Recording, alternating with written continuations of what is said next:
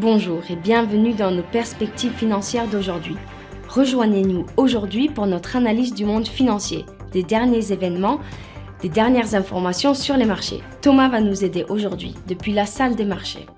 Binance vise $1 milliard ou plus pour un fonds de récupération annoncé précédemment pour acheter des actifs crypto en détresse, a déclaré le PDG CZ lors d'une interview. La Chine a signalé un nombre record d'infections au Covid-19 et les villes du pays ont imposé des fermetures localisées et d'autres restrictions qui assombrissent les perspectives de la deuxième plus grande économie du monde.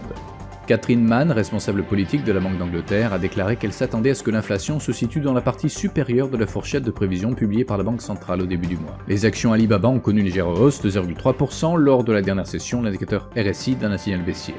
La paire euro-dollar s'est échangée latéralement lors de la dernière session, l'indicateur ROC d'un signal haussier, ce qui va à l'encontre de notre analyse technique globale. La paire livre sterling-dollar a augmenté de 0,3% lors de la dernière session, le signal haussier de l'indicateur ROC contredit notre analyse technique globale.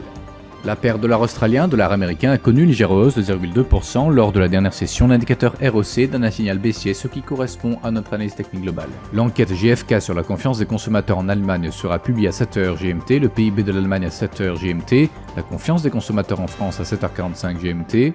La confiance des entreprises en Italie sera publiée à 9h GMT, la production industrielle de Singapour à 5h GMT, les positions nettes NC de la CFTC pour la Grande-Bretagne à 20h30 GMT. Nous espérons que vous avez apprécié nos perspectives du marché d'aujourd'hui. De la part de toute l'équipe, nous vous souhaitons une journée de trading productive. N'oubliez pas de nous rejoindre la prochaine fois pour toutes nos analyses des derniers événements et nouvelles sur les marchés financiers.